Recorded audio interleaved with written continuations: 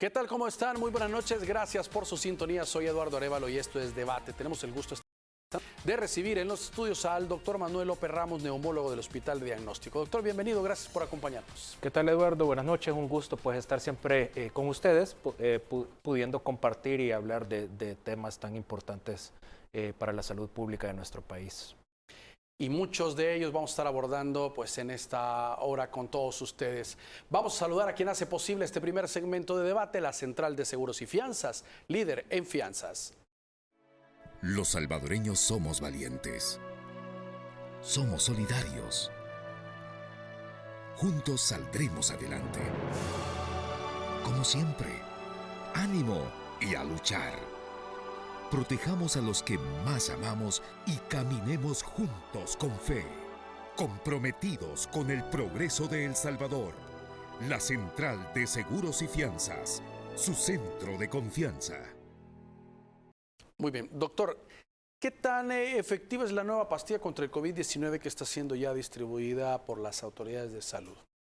Bueno, Eduardo, creo yo que el nuevo medicamento, el antiviral, ¿verdad? El molnupiravir, dentro de todas las estudios que se han hecho con este medicamento, que recientemente pues, han sido publicados en prestigio a nivel internacional, dan pues una efectividad entre un 30 y un 40% para poder evitar aquellas complicaciones que se pueden dar en COVID en algunos grupos de pacientes que cumplen con algunas características en las cuales así fue como se llevaron a cabo estos estudios y que de donde han arrojado toda la información que nosotros conocemos con respecto a este nuevo medicamento. Le escuché decir al ministro de Salud en una entrevista un día de estos, decía, darle el medicamento después de 5 días ya no es tan efectivo, tomarlo, decía. Tiene que ser al principio que siente una persona los síntomas o es diagnosticada con COVID. Sí, de hecho, este medicamento podemos decir que está indicado para aquellas personas que se les ha hecho el diagnóstico de COVID-19 mediante una prueba y que van a cumplir con algunos requisitos. Dentro de estos requisitos, pues se menciona que tiene que ser una persona arriba de los 18 años de edad. Si es mujer, pues no tiene que estar embarazada y tiene que ser iniciado en los primeros antes de cumplir 5 días de haber comenzado con los síntomas, ¿verdad? ¿Y de dónde sale toda esta información? Pues esta información sale de un estudio grande, estamos hablando participantes de más de 1.400 personas, ¿verdad?, que participaron en este estudio y de donde habían pues algunos criterios de inclusión y de exclusión y dentro de los cuales los que hemos estado mencionando ahorita han sido parte de esos criterios de inclusión que tenían estos pacientes que tuvieron la facilidad de que se les diera el medicamento y por lo tanto ir evaluando la efectividad y la eficacia de este medicamento en este tipo de pacientes.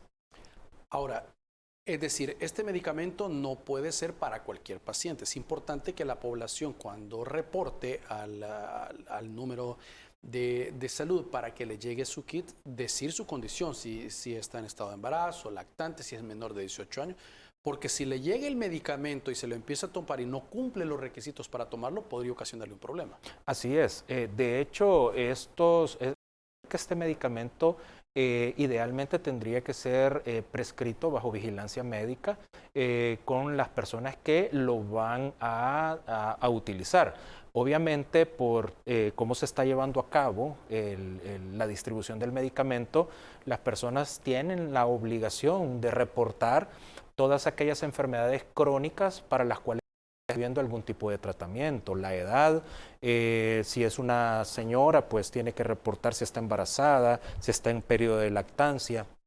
Obviamente en los menores de 18 años pues está contraindicado dar este medicamento.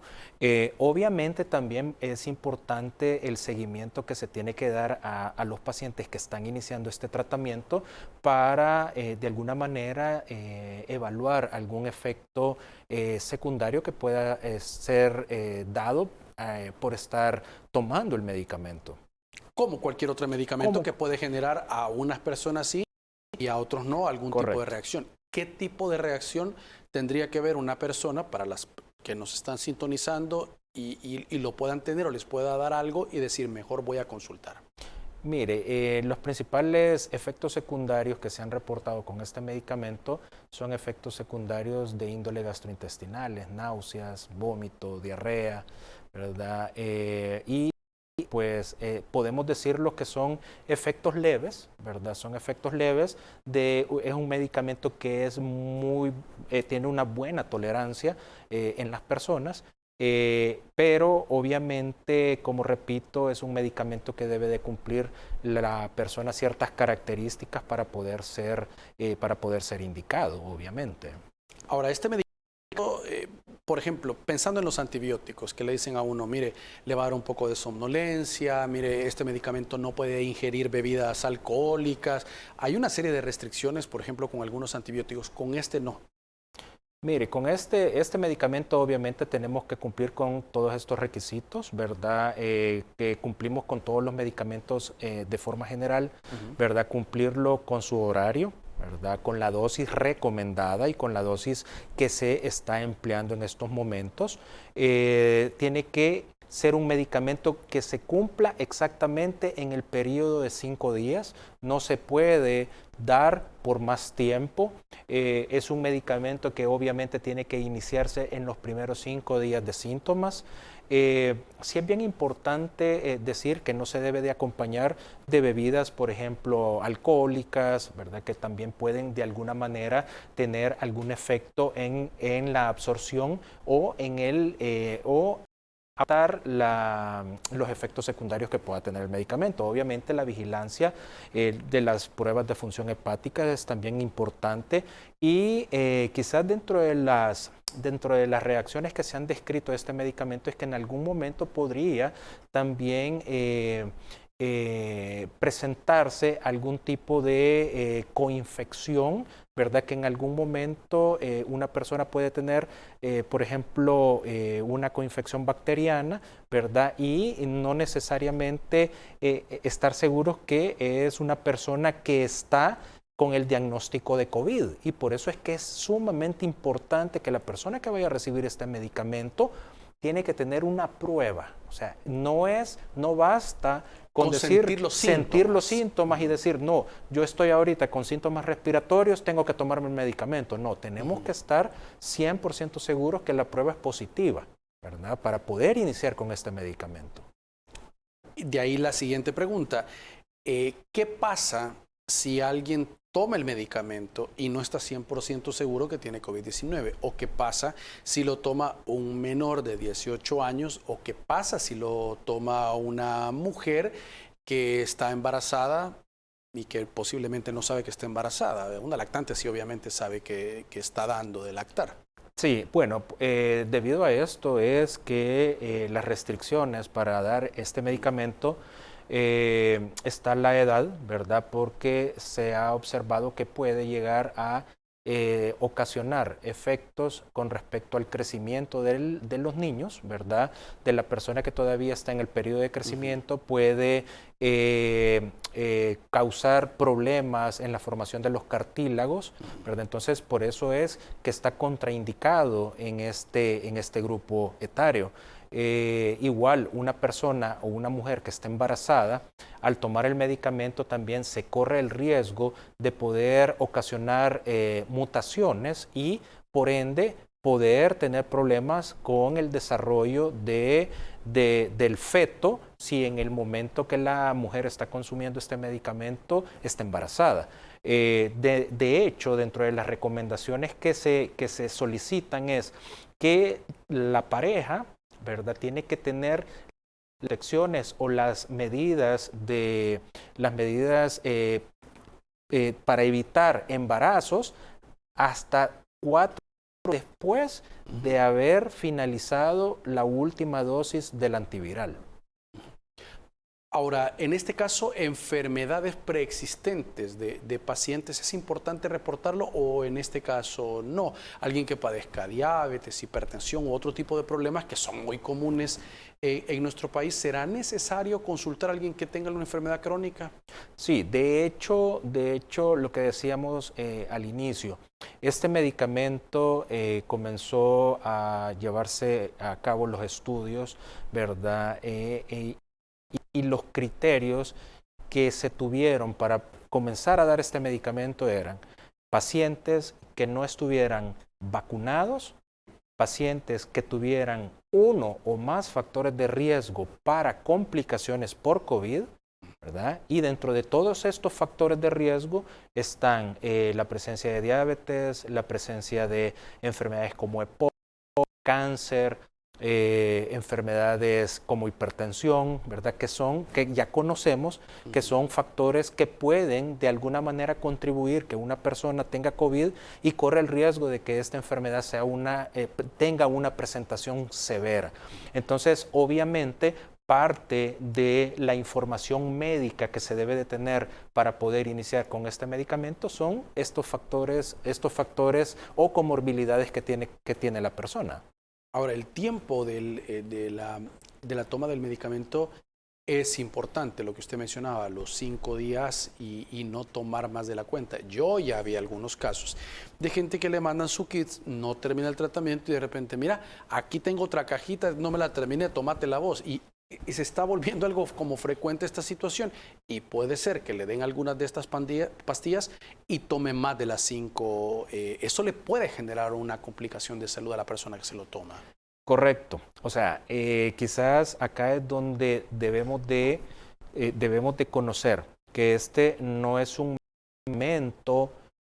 medicamento de prescripción libre, sino que es un medicamento que debe de ser dado bajo supervisión médica. ¿Qué significa esto? Y en parte aquí viene lo que usted menciona. O sea, sabemos que si es un medicamento de distribución masiva, puede comenzar a suceder eso.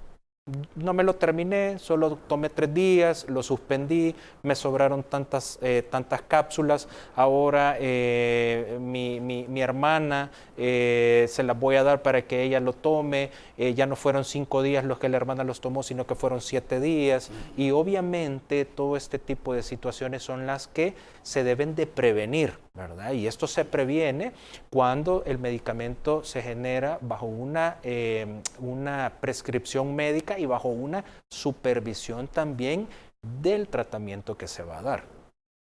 Porque caso contrario, digamos, la persona que se lo tiene que tomar 5 y no se lo toma 5, sino que le toma 3, en todo caso lo que va a pasar es que no le va a dar el efecto deseado. Así es. De hecho, recordemos que este medicamento, la dosis que se sugiere son cápsulas que vienen de 200 miligramos y tomando 4 cápsulas de estas en la mañana y 4 cápsulas en la noche. O sea, estamos hablando de 800 miligramos cada 12 horas, ¿verdad? Y obviamente si una persona está tomando una dosis subóptima, ¿verdad? Entonces los efectos que se esperan del medicamento pues no se van a generar. Muy bien, tenemos que hacer una pausa, por favor, acompáñenos, ya regresamos.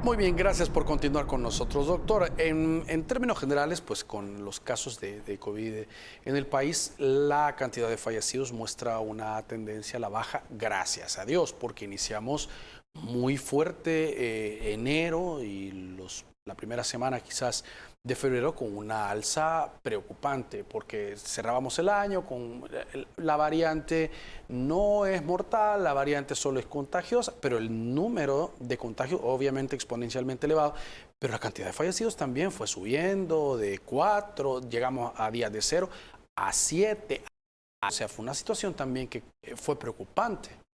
Sí, de hecho, bueno, lo que observamos a finales de diciembre y todo el mes de enero, obviamente fue un contagio masivo que hubo en nuestra población. Obviamente, a más contagios, más oportunidad de la presencia de enfermedad severa o crítica, ¿verdad? Y por lo tanto también mayor posibilidades que los fallecimientos aumentaran, ¿verdad? Ahora, una cosa que sí es bien importante y quizás amarrando lo del antiviral, ¿verdad? Con la vacunación, siempre es importante decirlo.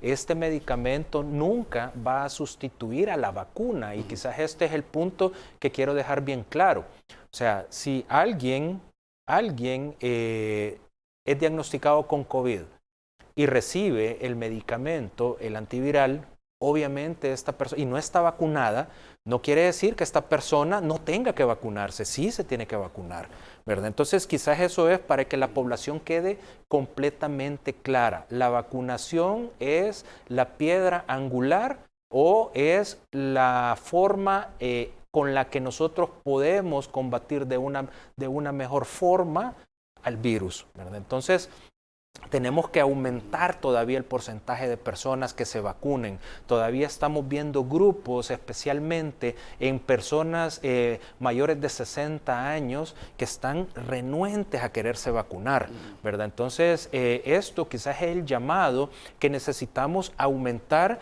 llegar a tener las 2 dosis de la vacuna y, por supuesto, si se puede también la tercera dosis para poder que seamos menos frágiles ante el COVID-19. Una persona que tiene un esquema de vacunación completo tiene menos riesgo de desarrollar una enfermedad severa, una hospitalización y por lo tanto también tiene menos riesgo de poderse complicar y que llegue a una unidad de cuidados intensivos. Ojo, esto es importante siempre aclararlo.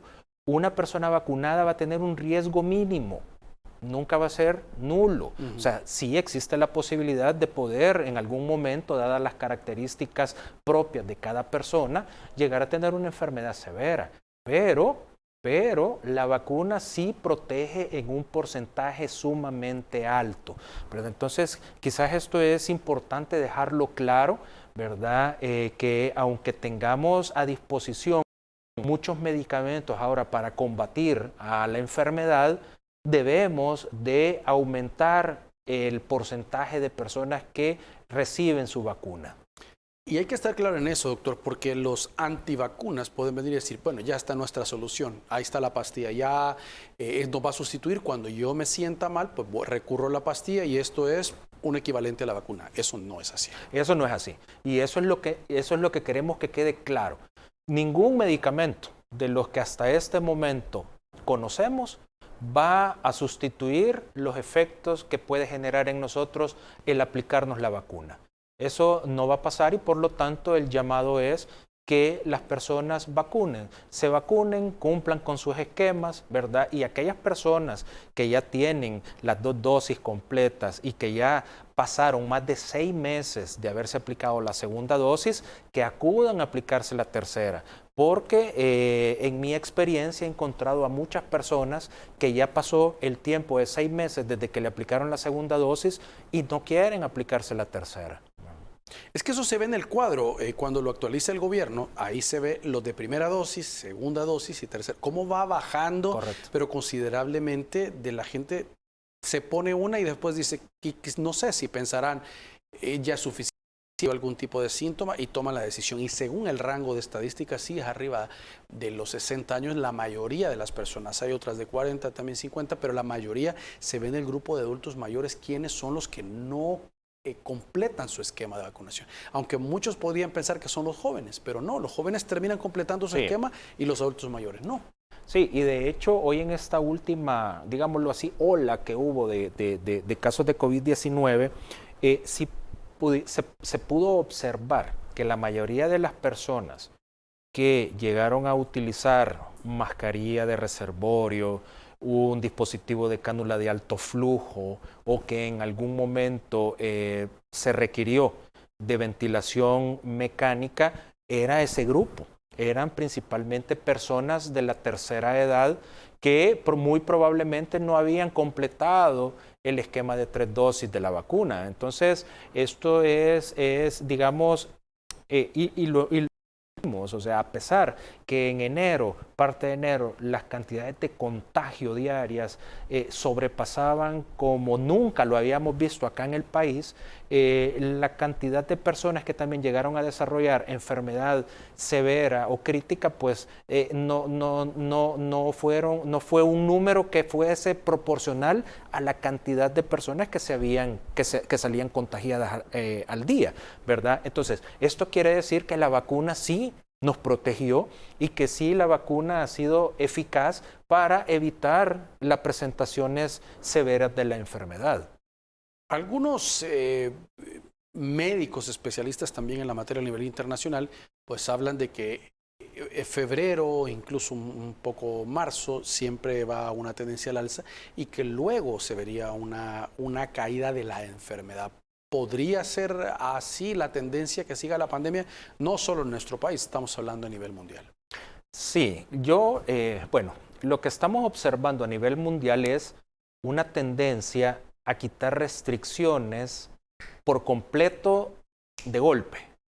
Y yo creo que eso en algún momento, solo es cuestión de tiempo, que aparezca una nueva cepa, que pasen varias semanas en el que estos países ya quitaron al 100% las restricciones para que nuevamente comencemos a ver una nueva ola de casos a nivel mundial que vayan en aumento. O sea, creo yo que el tema de quitar ahorita las restricciones al 100% en los países debe de ser evaluado exhaustivamente, ¿verdad? Debe de tomarse la decisión dependiendo del comportamiento que se va teniendo de la enfermedad en cada uno de nuestros países, pero lastimosamente recordemos, o sea, si un país quita las restricciones y en este país surge una nueva ola de contagios, incremento de casos, da cabida o da una puerta abierta para que se pueda ir generando el aparecimiento de una nueva cepa. Y recordemos cómo las nuevas cepas han ido teniendo una característica en común casi todas. Han mejorado su capacidad de contagio. O sea, cada cepa habíamos observado que han sido mucho más contagiosas que las cepas anteriores, aunque en algún momento observamos que tal vez la mortalidad que tenían no fue la misma, eran más contagiosas pero menos mortales, ¿verdad? Entonces, esta es una de las características que hay que tener porque causa preocupación que ya países como Estados Unidos o varios estados de Estados Unidos, valga la redundancia, están ya por quitar las restricciones al 100% de sus habitantes. Es decir, doctor, que la curva cíclica de subir o de bajar de la pandemia podría verse alterada por la decisión que tomen estos países. Si ya venía la baja y quitan las restricciones y se vuelve, o sea, nosotros romperíamos ese ciclo natural. Sí, correcto. Y recordemos que nosotros lastimosamente estamos atados, quieras o no, a países como Estados Unidos. Y no recordemos qué fue lo que sucedió. O sea, tuvimos la visita de varios salvadoreños que viven en el exterior, principalmente de Estados Unidos, en el mes de diciembre. Y esto, como no hay restricciones, obviamente esto causó que los casos en el país aumenten exorbitantemente, pues. Algunos hablan que pasado, 1, 2, 3 meses podría llegar a convertirse en una enfermedad endémica, es decir, vamos a coexistir al final con ella, que no significa, también lo escuchaba el doctor Fauci, que no significa que la pandemia o endemia en este caso haya terminado y que vamos a levantar de golpe las restricciones. Sí, así es. O sea que, mire, aquí lo importante es hacer los esfuerzos que se tengan que hacer para aumentar el porcentaje de personas vacunadas. Obviamente esto, mientras más personas estén vacunadas, menos posibilidades que el virus pueda dar paso a nuevas cepas, número 1. Número 2, va a servir también para que si estamos enfermos, tengamos menos posibilidades de generar una enfermedad severa o una enfermedad crítica, ¿verdad? Obviamente, a nivel mundial, las restricciones deben de ir paulatinamente quitándose, no de golpe como ha sido en países de Europa, Dinamarca, ¿verdad? Que ha sido quizás el primer país que lo quitó de golpe, ¿verdad? Y que obviamente esto de alguna manera puede influir. Recordemos que hasta este momento no ha habido ninguna otra enfermedad que sea comparada al COVID en la cantidad de personas que ha contagiado a nivel mundial y de la cantidad de muertes que ha dado por lo menos en la historia reciente del mundo. Pues entonces obviamente creo yo que la caída de las restricciones o la retirada de las restricciones tiene que ser paulatina y tiene que ser evaluada, ¿verdad? Si cada medida que se ha quitado ha tenido un efecto positivo o negativo, ¿verdad? Para poder de alguna manera hacerlo de una forma responsable y evitar lo que hemos estado viviendo en las últimas semanas acá en el país. Muy bien, doctor. Tenemos que hacer una nueva pausa. Estamos conversando esta noche con el doctor Manuel López Ramos, neumólogo del Hospital de Diagnóstico. Hay muchas aristas también del COVID-19 que vamos a estar abordando. Todavía tenemos espacio para ello.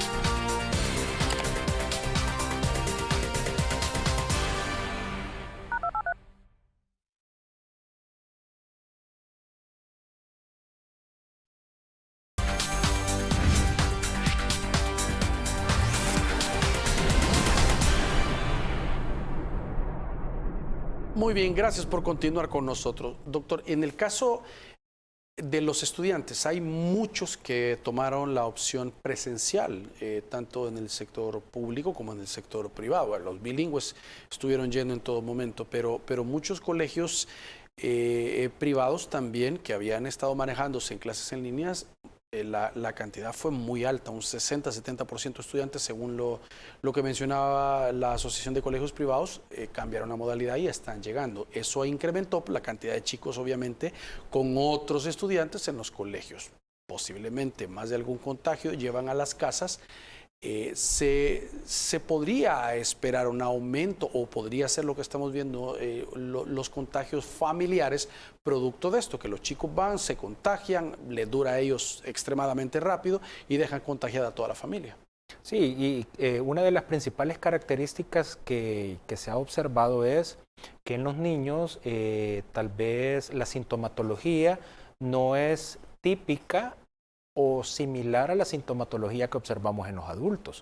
Muchas veces en los niños pues observábamos presencia de fiebre, un poco de malestar general, diarrea, con duración de 1 o 2 días. Y así de rápido, pues al tercer día, pues ya el chico estaba ya bien, sin ninguna molestia, pero obviamente al término de 5 días, aparecía la madre enferma, luego el padre y así sucesivamente con todo el grupo familiar.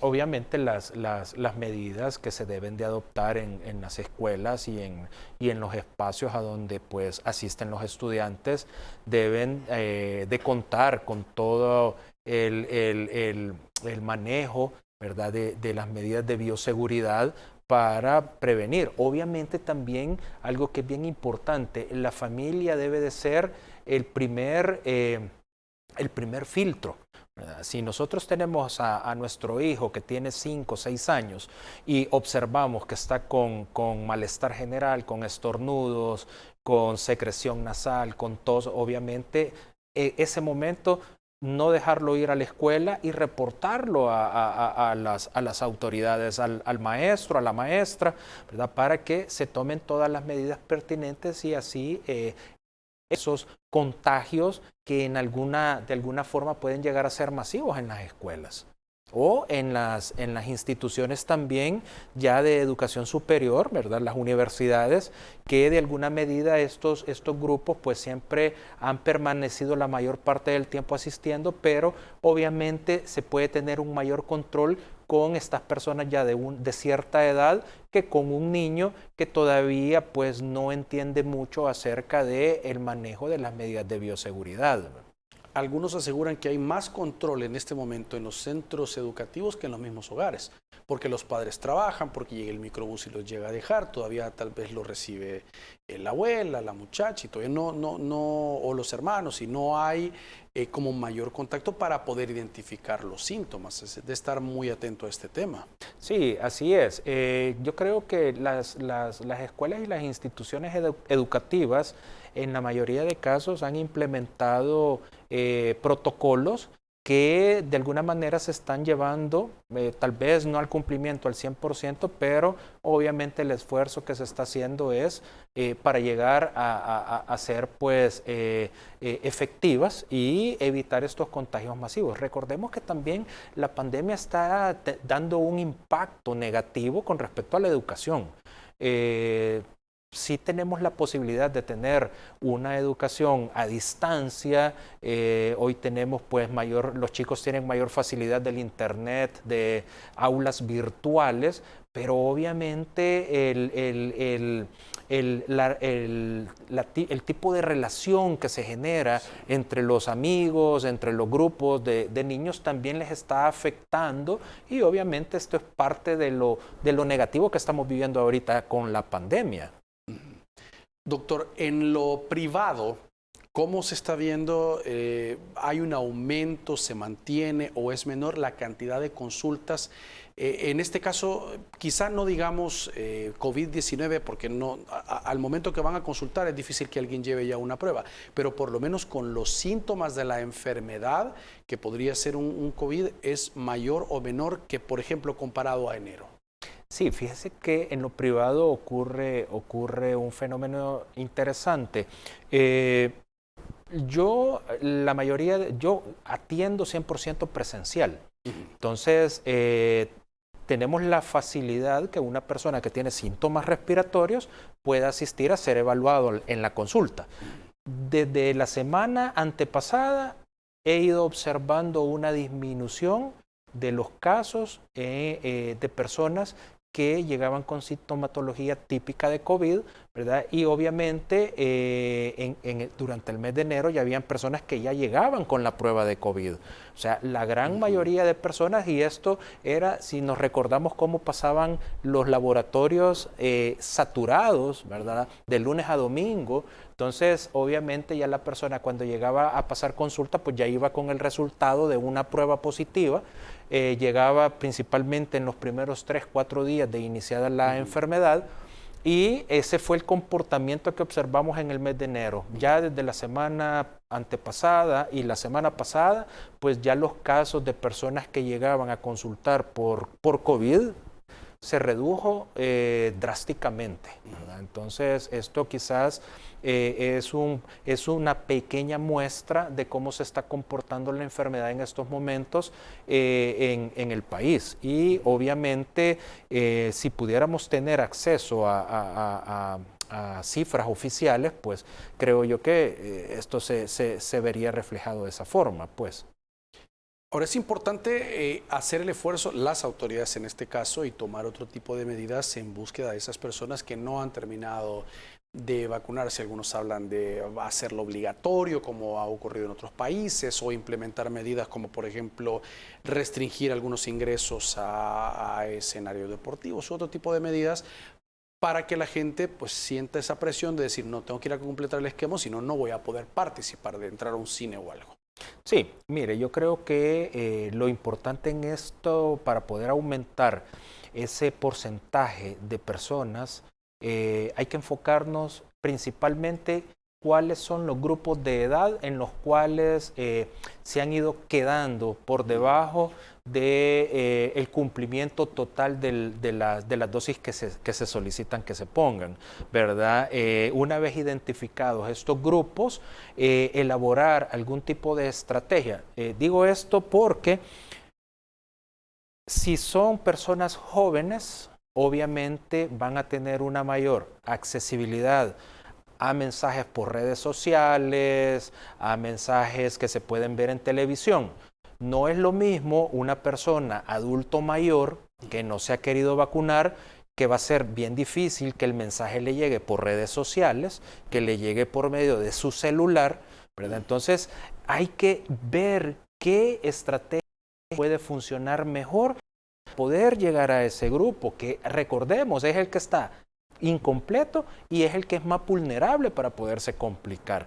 Y esto yo lo puedo ver, ¿verdad? Cuando llegan a pasar consulta, que al preguntarle a los señores que por qué no se han vacunado, las principales respuestas son: porque no hay alguien en mi casa que me lleve a vacunar o que lo acompañe, porque estamos hablando ya de señoras que tienen problemas o incapacidad para movilizarse, son personas que tienen problemas de artritis, artrosis en las rodillas, ¿verdad?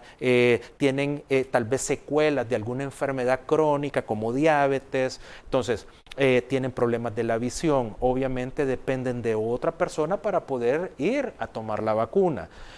Otra de las respuestas importantes que he escuchado es falsas informaciones, que tal señora dijo que después que le pusieron la vacuna se enfermó y la pasó mal, o que después que le pusieron la tercera dosis le dio neumonía. Entonces todo este tipo de situaciones son las que no permiten que la persona se acerque a tomar y a completar su esquema de vacunación. Entonces, todo ese tipo de cosas son las que hay que analizar para poder elaborar estrategias que sean y acercarles la vacuna a las personas. Eso le iba a preguntar, ¿se puede llevar la vacuna a la casa por el tema de la refrigeración, que tiene que estar a no sé cuánta temperatura? ¿Cómo se puede hacer en esos casos? Pues obviamente esa es parte de las estrategias que las autoridades en salud deben de buscar, ¿verdad? Recordemos que se han habilitado varios lugares a donde podemos ir con mayor facilidad, autoservicios a donde se pueden poner las vacunas. Entonces, obviamente, podría de alguna manera trasladarse todos estos sitios, ¿verdad? Donde ya se cuenta con todo este sistema de preservación de las vacunas, del biológico, para poderlo acercar a aquellas zonas ya identificadas a donde hay menos cobertura de las vacunas. Porque obviamente lo que yo hablo ahorita lo veo reflejado en personas que tienen acceso para consultar acá en la capital. Pero obviamente en el interior del país es donde podemos ir a encontrar todavía más personas que no tienen la cobertura de la vacuna. Doctor, pero sin duda también la información actualizada de los datos es importante. La estadística es importante para ir tras los grupos focalizados, como usted decía. No es lo mismo un mensaje de redes sociales, si el problema es con los jóvenes que con los adultos. Ya pensar, decir, ¿cómo llegamos a ellos? ¿Cuál puede ser el mecanismo? Pero esa decisión se puede tomar si las estadísticas están actualizadas. Sí, obviamente eso es quizás una de las situaciones que todo el tiempo era tema de conversación acerca de los datos oficiales. O sea, en todo país las estrategias de salud pública se llevan a cabo en base a los mismos datos que tenemos y a la recolección de toda esta información que una vez procesada nos va generando todos estos insumos para poder mejorar algo en un sistema de salud. Entonces, obviamente, el tener una información que sea actualizada, una información que sea veraz, ¿verdad? Una información que realmente cumpla con todos estos requisitos, pues obviamente son insumos importantes para que las autoridades puedan tomar las mejores decisiones con respecto, no solamente con COVID, si esto lo vemos también con otro tipo de enfermedades que a lo largo del tiempo han impactado de forma negativa en nuestra salud pública y que hemos salido adelante. Pues obviamente no podemos dejar a un lado el manejo y también la forma eficiente en las cuales pues los recursos de alguna manera han ido surgiendo, ¿verdad? Muy probablemente el trato que se ha dado a lo largo de la pandemia, pues pudiera haber sido peor para nuestro país, ¿verdad? Pero creo yo que hay muchas cosas que también las podemos ir mejorando, obviamente para el bien de la población. Muy bien, tenemos que hacer una nueva pausa. Por favor, acompáñenos, ya regresamos.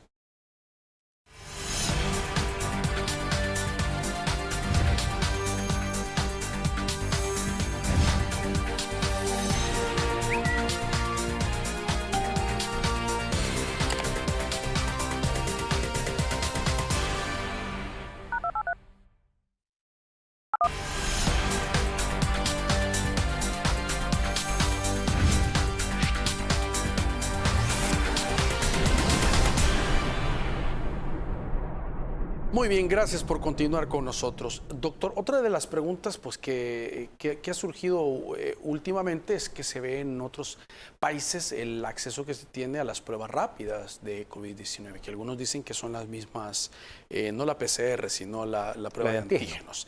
Correcto, y que eso podría ser que de forma masiva la población en el país pues las pueda adquirir y pueda haber una mayor información de casos positivos que sean reportados en los diferentes hospitales y todo.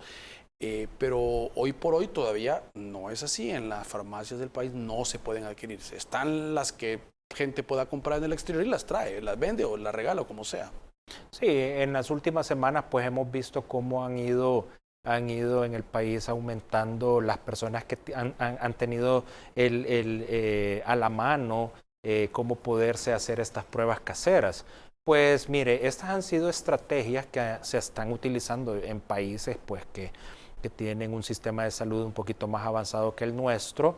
De hecho, parte de las recomendaciones que se van dando de los institutos y de los centros que llevan el control de las enfermedades infecciosas y contagiosas en estos pacientes, pues dan la orientación precisa a su población de cómo debe de ser utilizado este tipo de instrumento, obviamente para ir minimizando el impacto que pueda tener la enfermedad en las sociedades. Pues obviamente si tenemos al alcance la posibilidad que en mi casa yo estoy enfermo, no tengo que perder el tiempo en ir a un laboratorio, hacerme la prueba, sacar citas, sino que tengo la facilidad de poderme hacer la prueba y esto me va a dar digamos, estas pruebas pues tienen una sensibilidad bastante alta, una sensibilidad y una especificidad bastante alta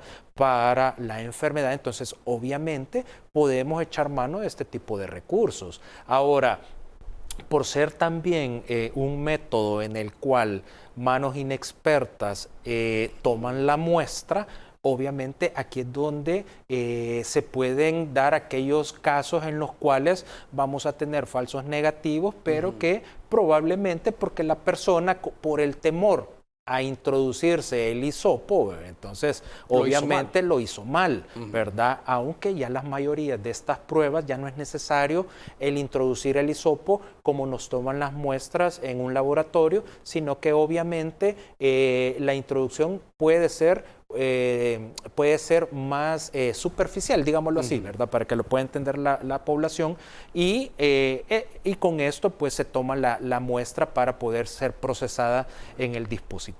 Entonces, obviamente esto también puede de alguna manera generar un impacto de decir, ahora, el problema es, y todos estos casos, ¿cómo van a ser reportados para las autoridades sanitarias? Es que por ahí viene la justificación que dieron las autoridades, porque la prensa le preguntó al ministro, y ese fue uno de los justificantes. ¿Cómo vamos a tener ese reporte si la gente lo practica en casa? En cambio, hay un control, decía. Correcto. Entonces, es información que se va a perder, es información que no vamos a tener cómo poder decir, miren, esta familia, pues hay tantos casos positivos de COVID, ¿verdad? Porque fue por una prueba casera.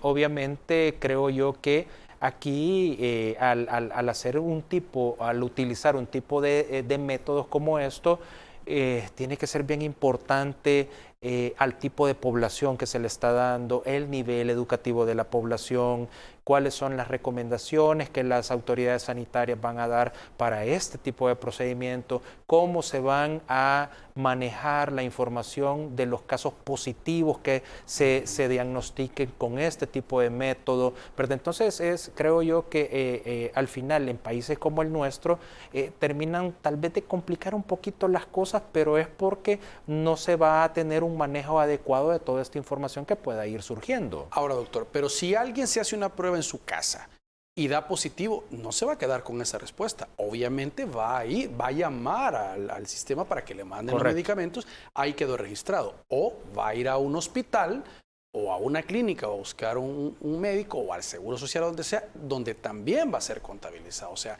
de alguna u otra forma, un registro va a haber. Esta persona no es que va a ir a la farmacia a comprar un medicamento, porque no hay tampoco así directo como para COVID. Entonces, sí va a dar algún tipo de registro para tratarse. Sí, mire, lo importante de este tipo de pruebas es para que la persona que está en casa, está con temor, tengo o no tengo COVID, es día domingo, no hay ningún laboratorio que me pueda hacer la prueba, me la hago en casa, me sale positiva, yo el día lunes voy donde mi médico, ¿verdad? El médico se encarga pues de mandar una prueba para poder estar seguros que se trata de COVID y obviamente ahí se va generando el registro.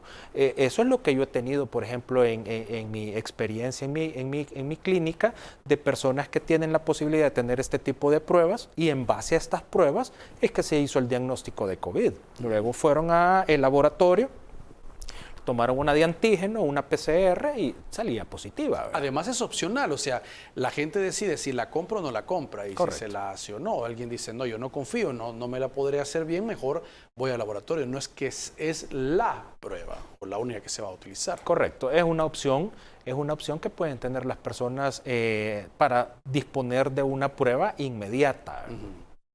Doctor, otro tema también que se está observando es que muchas personas en los trabajos, cuando han tenido COVID-19, les dicen, tienes que traer una prueba negativa para poder regresar e incorporarte a la plaza laboral.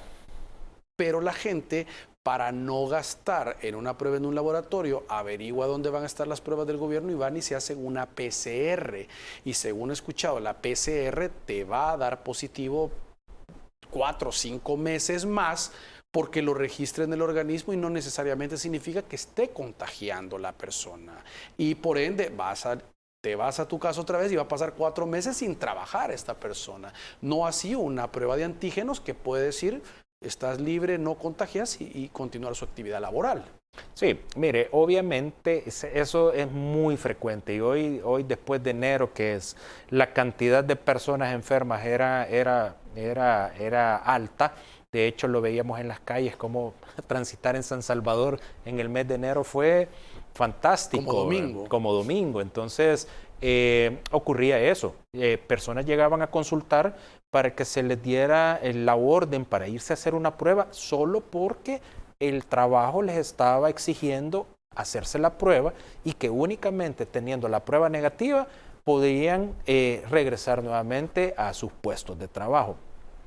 Aquí es donde hay varios términos que es bien importante darlos a conocer y obviamente cada institución tendría que asesorarse con un médico de trabajo, ¿verdad? Para que ellos puedan ayudarles a mejorar ese tipo de requisitos que les piden a las personas que regresan de COVID. Quizás haciendo un recuento, recordemos que en las últimas semanas escuchamos que ya habían ciertas directrices que se habían cambiado porque ya los CDC estaban hablando que ya solo eran 5 días de un estricto aislamiento, que posteriormente entre el día 6 y el día 10 ya el uso podíamos salir de nuestra habitación con una mascarilla, poder estar compartiendo siempre con distanciamiento social con las personas. Obviamente, este tipo, y yo en esto sí trato de ser bien cauto con mis pacientes. Obviamente la realidad de estos países es diferente a la de nosotros. Estos países tienen una vigilancia y saben cuáles son las cepas que predominan en ellos. Nosotros lastimosamente aquí en nuestro país no contamos con una vigilancia de las cepas. Entonces, obviamente, yo no le puedo decir a un paciente, yo no puedo estar 100% seguro, esta cepa era, la mayoría de los casos que nosotros aquí tuvimos, era de cepas tal, porque no tenemos ese sistema de vigilancia. Entonces, estas recomendaciones que se generaron por los CDC iban enfocados a que la mayoría de personas en Estados Unidos habían sido infectadas con la nueva cepa Omicron y que Omicron tiene aquel comportamiento que su efervescencia o la mayor sintomatología en los primeros 5 días. Yo aquí veía pacientes que llegaban al día 9, al día 10 y se sentían igual de mal como el día 3 o el día 4. Entonces, ¿cómo podemos decirle a una persona solo va a estar aislado 5 días y estamos todavía en el día 9 y anda bien sintomático. Entonces, ese tipo de cosas son las que nosotros aquí en nuestro país nos sirve tener la información, y volvemos a lo anterior. Aquí necesitamos tener información actualizada para poder generar las recomendaciones que vienen pertinentes por nuestra propia realidad, por cómo el país está, no cómo tomar medidas de otros países que ellos sí conocen cómo es su realidad, y nosotros aquí pues nos adaptamos a eso. Muy bien, doctor. Gracias por acompañarnos esta noche. No, muchas gracias, muy amable, y siempre estamos por aquí, a la orden. Gracias, y gracias a ustedes por su sintonía. Que descansen, y su cita con nosotros, ya lo sabe, el día de mañana.